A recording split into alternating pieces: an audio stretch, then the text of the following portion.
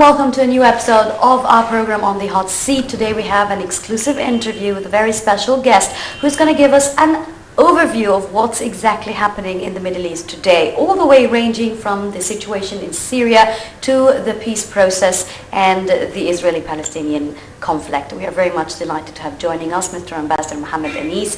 He's a member of the Council for Egyptian Foreign Affairs, if I'm correct with that. The Egyptian Council for Foreign Affairs. Thank you very much for joining us. And we would want to take this opportunity so that we can ask you, first of all, when you say the Middle East today, what does that bring to your mind? I mean, what picture does it come? It obviously brings to mind a span of geography in the world, defined in the old colonial terms, defined as Europe being the center of the world, and that this is the Middle East as opposed to the Far East, that is South Asia and China and so on.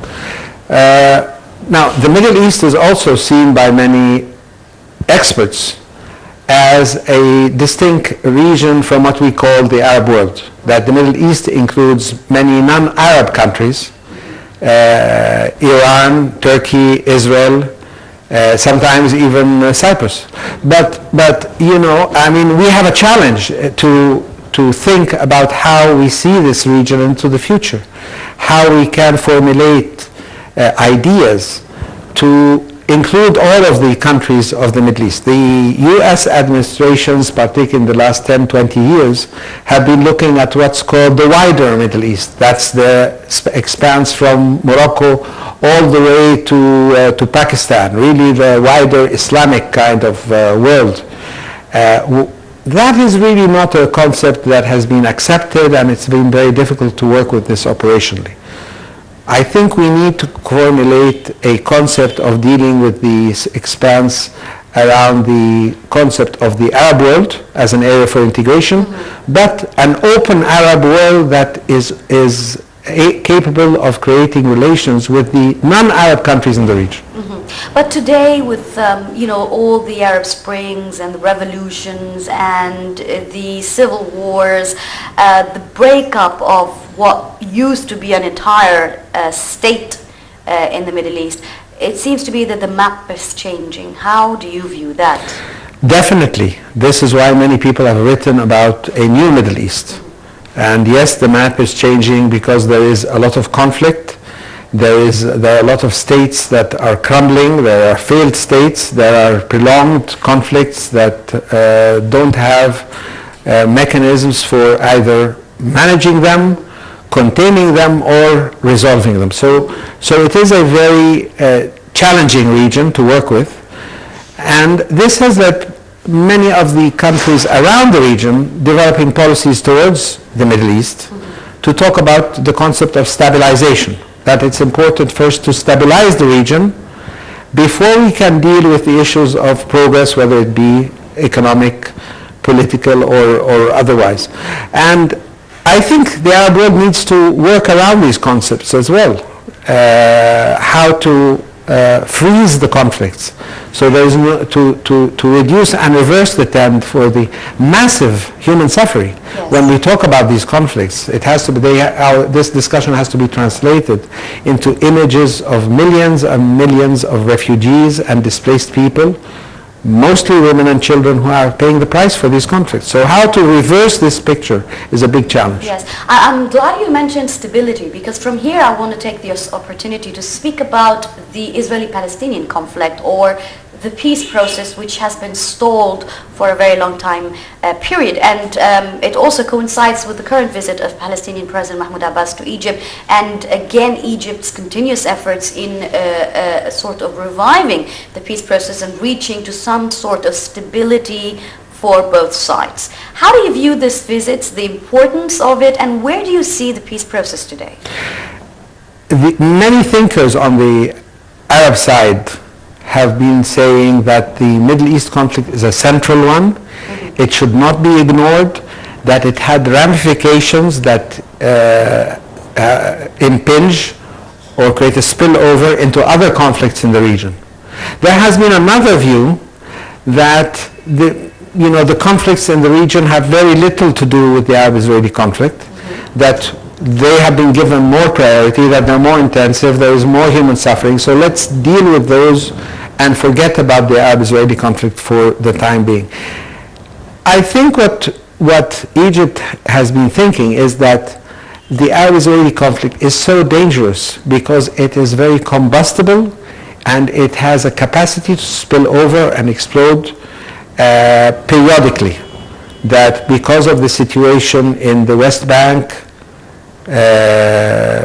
Jerusalem, because of the tensions with Hezbollah, because of the tensions in Gaza, you have so many time bombs that are capable of exploding without any notice and without any preparation. So that there needs to be a movement to get the peace process back on track. Together with this, there is a linkage that even the Egyptian-Israeli peace needs to be strengthened and augmented by finding a solution to the Palestinian problem. This has been Egyptian thinking, not from today. It's the way Egypt presented the case for resolving the Palestinian problems for at least 60 or more years, that the relationship between the Arab world and Israel is linked to a solution to the Arab-Israeli conflict. As you mentioned, the American effort stalled in April 2014, and since then we have not seen any major effort to regenerate the movement towards a peace settlement. There have been some efforts, particularly on the side of France, to work with the Security Council on a resolution. It was not accepted by mainly the Americans, and so that got stopped already in 2014, 2015. That was the background to the French initiative. Now we have a new French initiative, really working with some of the mechanisms that were developed in solving or trying to solve the Syrian conflict, what was called Vienna I and Vienna II.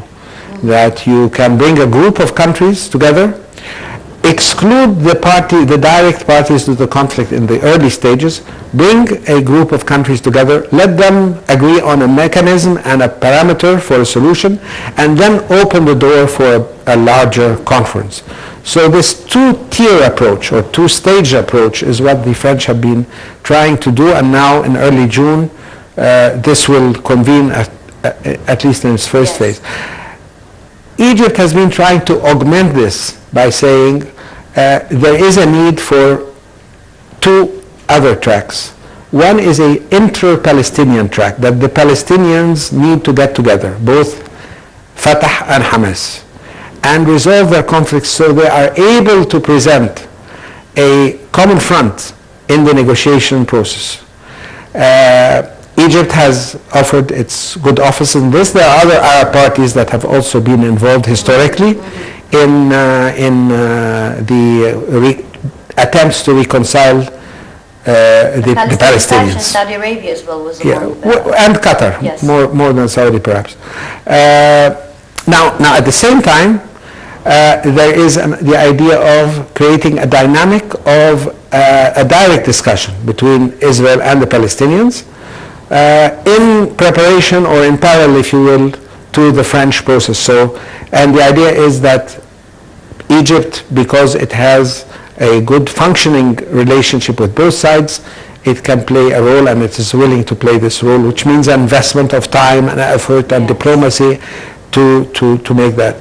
Whether it will succeed or not is another question, because we have always looked to the Arab-Israeli conflict as a conflict that requires an American role at a certain stage. We know that we have an American president that is not interested in the Middle East and is a lame duck because his tenure is coming to a close. We don't know who's going to be the next American president. So one of the problems in this approach, whether from the Egyptian side or from the French side, is that the American role is still ill-defined. We don't know what degree of enthusiasm, we don't know what degree of commitment, we don't know what degree of ability not only to join, but also to rescind from taking steps that may undermine the peace process. But isn't that a bit very naive from us as Arabs to see it this way, to complicate the picture and, very interrelate little things together, trying to solve them while we're actually lost in a vicious circle? Because I would want to take also this chance to ask you, to what extent is what is happening in the Middle East today, or in the Arab region, in terms of trying to divide the region into small bits based on ethnic and religious backgrounds, whether it's Shiite, Sunni or Christian little communities, to what extent would that help make Israel achieve its goal more easily in terms of establishing its state based on a Jewish concept, as long as the rest of the region is well divided as well according to its agenda? The parameters of the solution accepted internationally are the establishment of two states side by side living in peace, one Palestinian and one Israeli. It would be difficult to get out of this formula. The other question is a question of what is happening in the Arab world today. And some of this is related to Israel, but most of it is not. Basically, you have state structures that were built 100 years ago with the Sykes-Picot process, because that's not only Sykes-Picot only, there are several other conferences that followed Sykes-Picot, and there are some steps that preceded Sykes-Picot. That world that was established 100 years ago on fictitious nation states is crumbling, because these were lines drawn in the sand that lumped together various small groups that in the end fell out for a reason or another. Once that fallout happened, then the concept of these nation states, quote unquote, has become threatened. And this is why you have this disintegrative process. Remember here that there is a global process of disintegration. Mm-hmm. When we hear of Spain or the UK or Canada, there are many groups inside these countries that want the independence. Mm-hmm. The Scotland, yes. The Basque, mm-hmm. Quebec. So there is a global phenomena also that's happening, and that is that many groups are rediscovering their identity and asking for recognition within those terms. One of the big challenges the Arab world has now is that the biggest amongst these groups now is the Kurdish movement. Yes. And the Kurdish movement, for many historical reasons, has come to a time when it wants to establish its own state in Iraq and Syria. Once that happens, and most experts expect it to happen in the not too distant future, then you have a problem, because the other components of the Iraqi state and also the Syrian state start falling apart. Mm-hmm. This is a problem, and it requires a solution, and it requires a solution from a much more energetic and interested Arab world. And we must say that the Arab world is not in its healthiest form. And that's why I want to tell you, it's not in its healthiest form, but it's also not in the interest of the United States and Israel for there to be a solution of that sort. And when you spoke of Sykes-Picot, and I do, as far as I do know, that it had come to an expiry date, so we're expecting a new or a second phase of the Sykes-Picot to be drawn up, with taking into consideration how clustering of communities who are re-establishing their identity, like the Kurds, for instance, who are not any weak today. How do you see the new map? Where is it going to be taking the what's today known as Iraq, Libya, Sudan, Turkey? What phase would that be? Let me just say that I'm not certain that the US or even Israel are interested in this kind of division. I think their strategic interests remain with the idea of having being accepted in the region, to have peace with the countries of the region, and to have neighbors who are capable of delivering in the peace process. In other words, neighbors who are willing to sign peace agreements and maintain these peace agreements. This requires states who have authority. And that's why a country like Israel was happy to have a country like Syria with the previous regime, the Assad regime, because the Assad regime respected the ceasefire with Israel for 40 years. For whose So- benefit is what's going on? Is it a natural phenomenon? No, I think it is a phenomena of the weakness of states and their collapse and their inability to undertake reform processes that led to frustration on the side of people. People have been marginalized. They have been wanting to have democratic, progressive regimes, and what you have in the Arab world has been either dictators who are building police states, or you've had people transferring the government within their families. You've had republican regimes using the mechanisms of monarchies. So Assad brings his son, Saddam Hussein prepares his son, and so on. So in Egypt we had the same. So these regimes didn't have the credibility or the foresight to undertake reform programs early enough.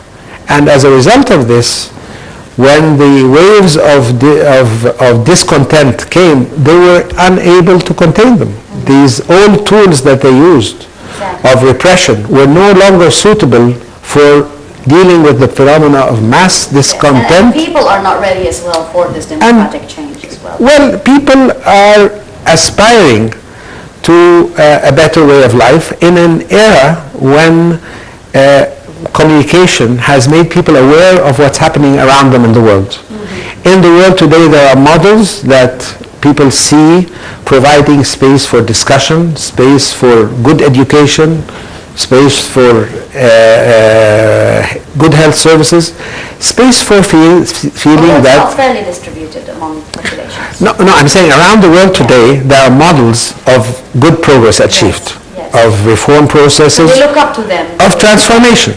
That you have Latin America, East and West Europe, Asia, the transformation towards democracy has been very strong. And people have written about the Arab deficiency in this area. Why is it that the Arab world has not had this transformation? Why is it so late in transforming towards democracy? So when this wave happened, there was global enthusiasm that finally the Arab world is catching up. Yes. What we have seen is that the Arab world could not go through this transformation, and in many cases it has led to further disintegration, civil war, regional and international intervention, prolonged conflicts, and the scene as it is now is a very sad one.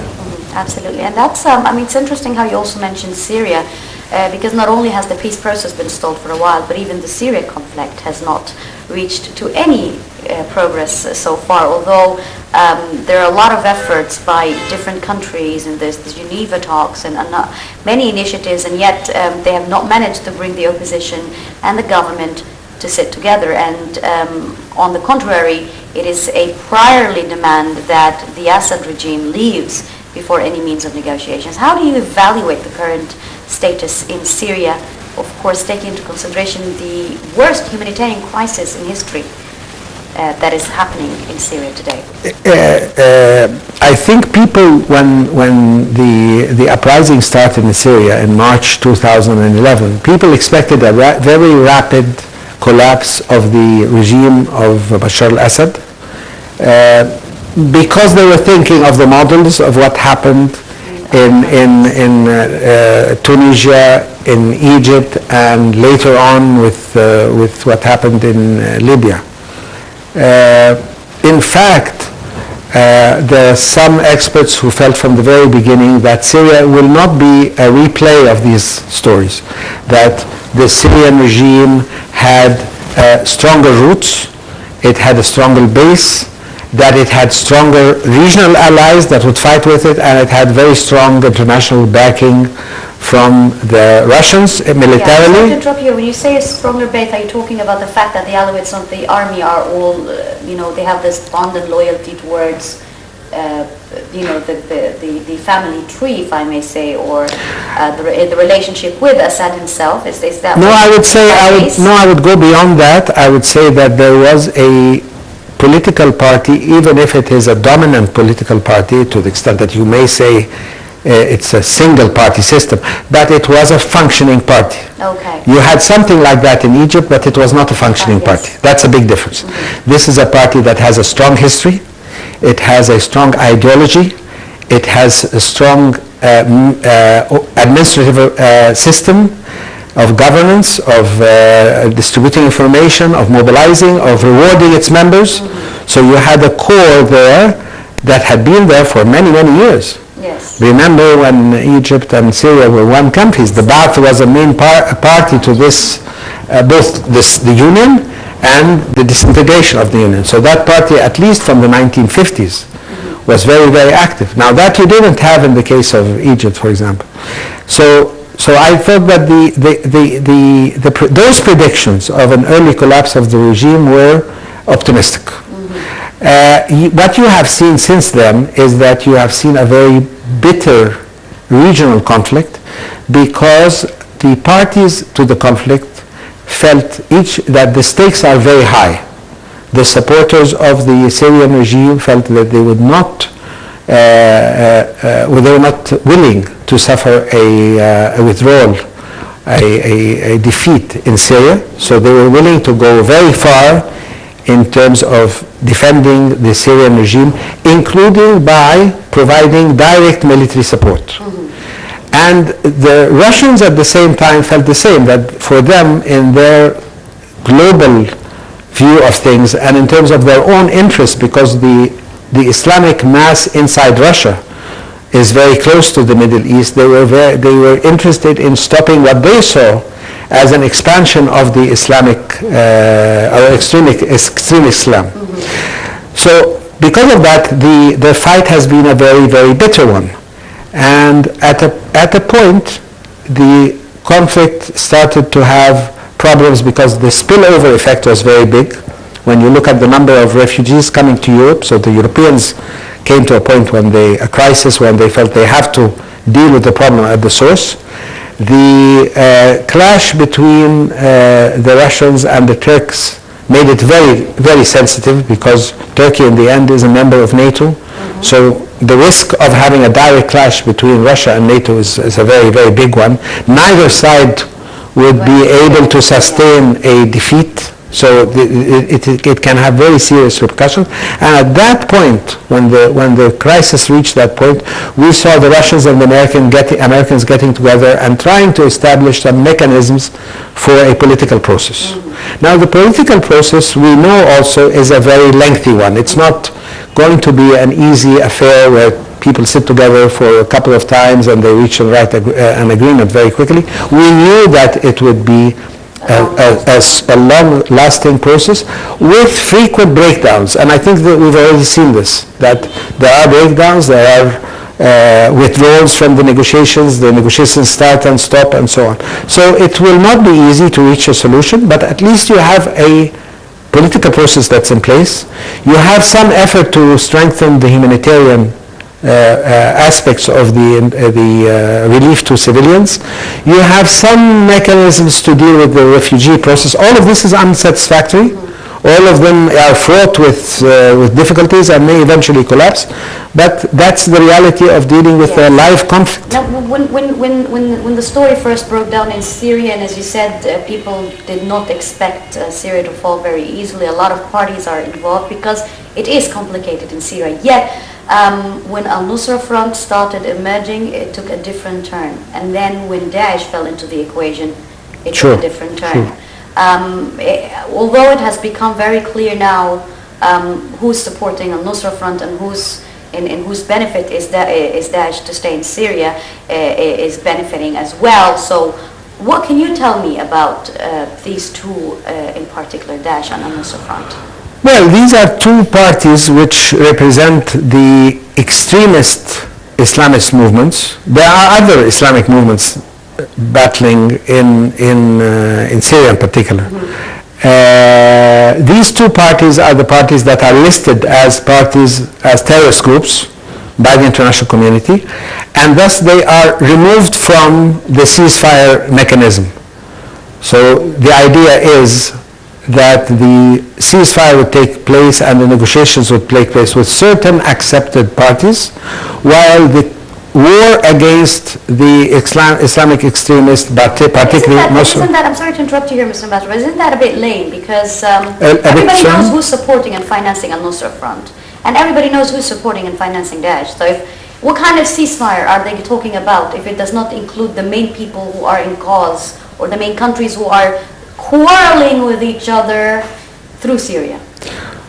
I'm not sure when you mentioned everybody knows, but the fact is you have two organizations that are viewed as terrorist organizations. And because they are terrorist organizations, there are a lot of transgressions on human rights, a lot of behaviors that have put them outside the reach of a political process. They are not interested in a political process also, neither of these parties. In fact, their positions are against the parties that are engaged. Today, Daesh is attacking the other opposition groups in northern Syria. So they are not the parties that you would expect to see in the Geneva process. There are mechanisms that are in place to deal with these two groups. One fair point is to say whether these mechanisms are effective and what is the time range that we're talking about. So there are several coalitions that have been established. There is a coalition that is led by the United States and includes most of the concerned Arab countries. There is another coalition that is led by the Russians that includes Syria, Iraq, and Iran, and to some extent with an informal mechanism to coordinate with Hezbollah. Yes. So the dynamics of the picture are that the regional parties and the global parties are engaged on different sides of a conflict but share some common interest. They share an interest in not clashing together. They share an interest of finding a practical solution to the problem, but they do not want to